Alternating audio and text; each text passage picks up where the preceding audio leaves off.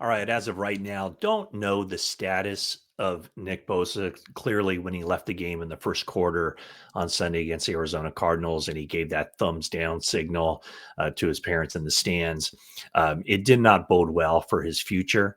There was some encouraging news after the game when Kyle Shanahan revealed that it didn't appear as if the ACL was in play as far as what the injury is. So we'll probably learn a lot more about Nick Bosa's condition as the day goes on. Kyle Shanahan is scheduled to speak to the media later in the afternoon around 3:30, but that often kind of changes based on how his day is going. Sometimes they move it up, sometimes they move it back, but right now that's scheduled for 3:30. And by that point, 49ers should have all the imaging back, the MRI. They did, the preliminary evaluation in the blue tent as well as in the locker room. And that led Shanahan, or at least the medical staff, to relay to Shanahan that the ACL appeared to be intact and fine. But it sounded like there was a lot of kind of murky area as far as the status of Nick Bosa. And I would consider him, if not the most important defensive player on the team, the second most. It's either him or Fred Warner. The thing about Bosa, though, is just watching him in training camp, just how dominant he was, um, seeing just kind of the shape he was in, the fact that he took part in the entire offseason program, really making his mark. I mean, he looked absolutely dominant. And certainly somebody who would be right up there as far as projecting out to NFL Defensive Player of the Year, like he won in 2023. And the thing that makes him so important to the team is, I mean, obviously he's a really good player, really good pass rusher, but also plays the run very well. But I just don't see where the 49ers have a lot of options other than him as far as getting to the passer. They went out and they got Bryce Huff in a trade with the Philadelphia Eagles. The Eagles picking up half of his salary, and they settled for a fifth round pick that could be a fourth round pick, depending on how Bryce Huff performs this season. But really, I mean, Bryce Huff was it. And Bryce Huff had the 10 sack season with the Jets in 2023. That led to the big contract with the Eagles. Things didn't work out there, but he had that one season with the Jets with Robert Saleh. But other than that, it's been 2 sacks, 2.5, 3 sacks, that kind of thing. So already this season, he has shown a lot with 2 sacks in 3 games. He had one to close out the first half on Sunday against Kyler Murray when they were seeing if they could get some points at the end of the half. And then, of course, he had the closeout sack on the fourth down play against the Saints in week 2. Bosa had he took on the closer role week 1 against Seattle with the sack strip and fumble recovery. But when you look at the defensive line, and the numbers go deeper than just the sacks, but right now through 3 games, the 49ers have 5 sacks, and 4 of them, 2 apiece, have come from Bosa and Huff. And the other sack came from Upton Stout on a nickel blitz. So there were encouraging signs coming out of the 49ers game against the Arizona Cardinals. Michael Williams had a really good game, led the 49ers with 6 total pressures. That was 1 hit on the quarterback and 5 hurries. Huff, as I mentioned, he had a good game too. 5 total pressures for him, with 3 hurries, a sack, and a hit on the quarterback. And then, they're going to need those guys to really step up. Those are the main guys. Michael Williams is playing a lot. Bryce Huff, after Bosa went out, he played more than he had in the first 2 games. But it's going to take a lot of guys to compensate for Bosa for however long he is out. And they showed that a little bit in this game against the Cardinals. The 49ers suit up 9 defensive linemen, and they have a pretty good rotation of guys, and all these guys play a considerable amount. So in the game on Sunday, 49ers 16-15 victory over the Cardinals. 66 defensive plays for the 49ers. And this is how they broke down as far as the playing time of that defensive line. Mykel Williams continues to be the most used defensive lineman on the team, not named Nick Bosa. Williams was on the field for 43 plays in this game. Sam Okawanu playing a lot of defensive end. He and Bryce Huff, kind of the main defensive ends once Bosa left the game. Mykel Williams plays defensive end and nickel in base situations and then slides inside and rushes the passer in nickel situation. So it would Mykel Williams, 43 snaps, Sam Okawanu, 42 snaps, followed by Bryce Huff at 36. And then the 49ers starting defensive tackles, Jordan Elliott and Kalia Davis, 32 snaps and 33 snaps. So right there, about half of the playing time goes to them. And then Alfred Collins saw his most playing time. And this is a guy, the second round pick from Texas, big guy, 6'5", 332 pounds. He's starting to really come along.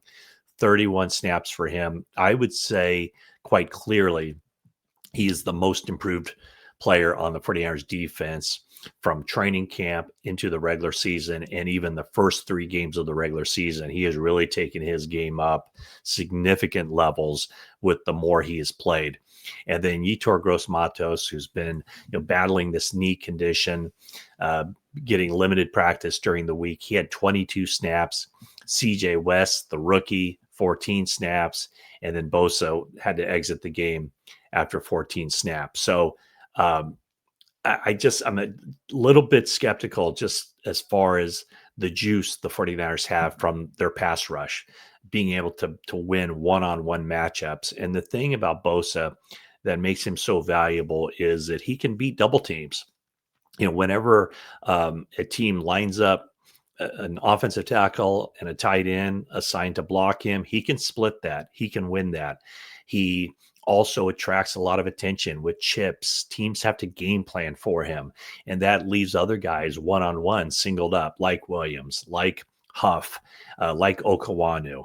And so now, for as long as he's out, because I think we can assume that he's going to miss some time. He's already missed some time in this game, missing the final 3 quarters, and the 49ers defense really played well without him.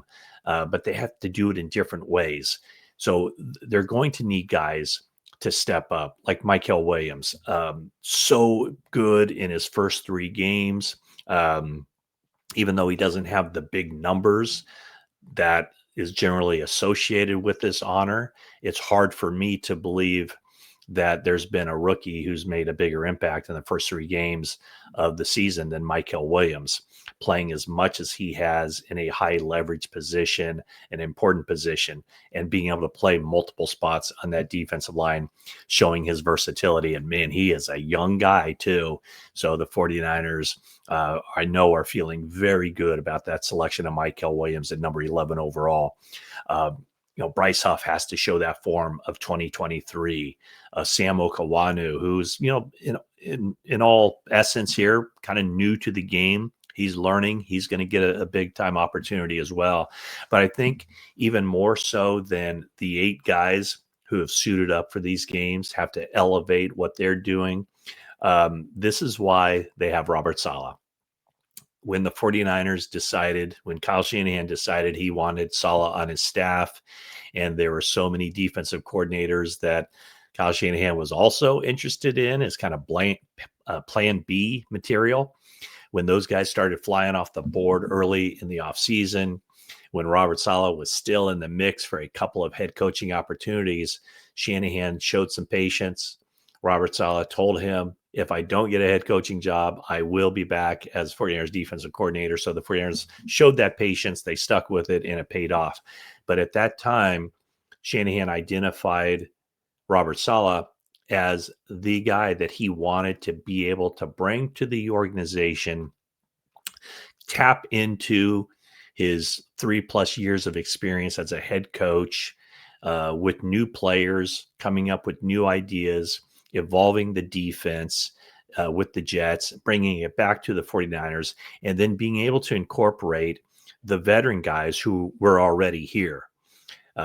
Bosa, Fred Warner, guys on the back end. He knew Jason Pinnock from his time with the Jets. Diamador Lenore, and helping guys like Renardo Green on the back end, who has struggled through the first 3 games, but 49ers have confidence that he's made of the right stuff. He has the attitude. He can turn it around. The big pass interference penalty in the end zone, tightening up their zone coverages. But what Saleh what Saleh is has to do here with the 49ers is no easy task.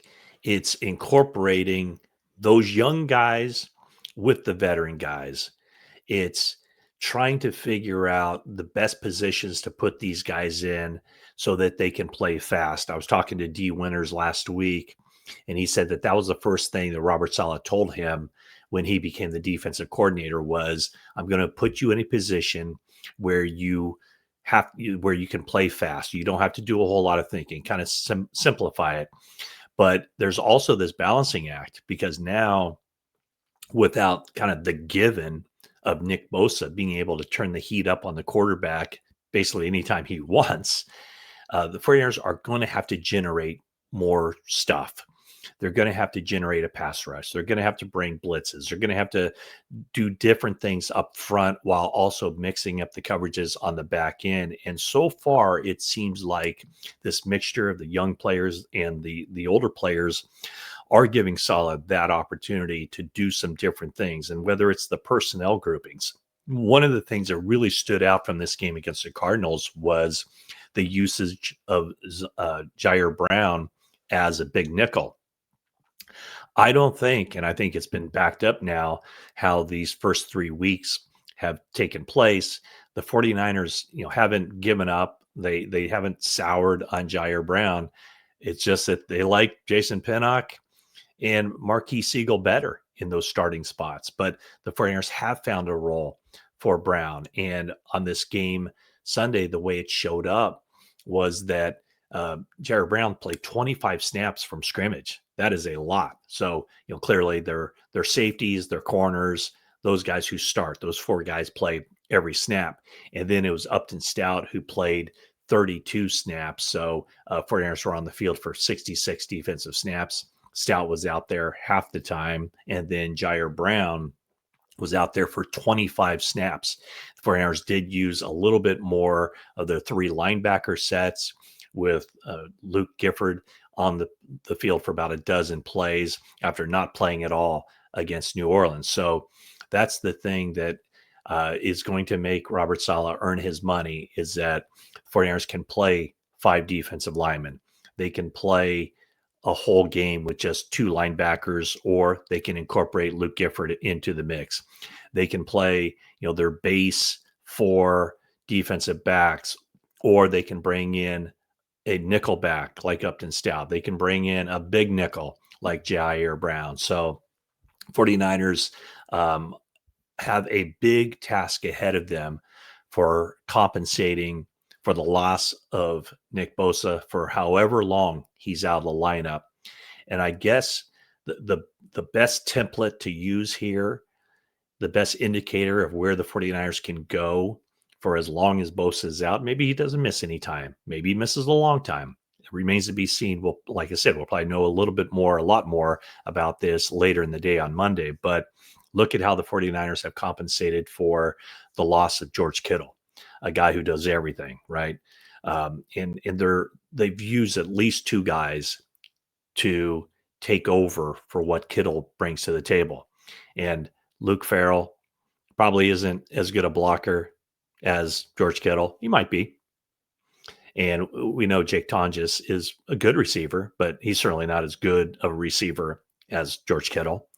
But those 2 combined have at least enabled the 49ers to keep the offense moving in a positive direction while Kittle's been out. And I don't know that they could have done that in the past with the backup tight ends that they've had recently here. The same is going to have to be done for the 49ers. It's not going to take one person stepping in and taking Bosa's role. It's going to take a combination of 8 guys on that defensive line, as well as Robert Saleh scheming it up and doing some different things to confuse opposing offenses and the quarterback in particular. So it's going to take a village for the 49ers to keep moving and keep playing as well defensively as they have played as they move forward, potentially without Nick Bosa. So that's the quick day after game recap of where the 49ers go from here. Thanks for watching this video, and that is it for now.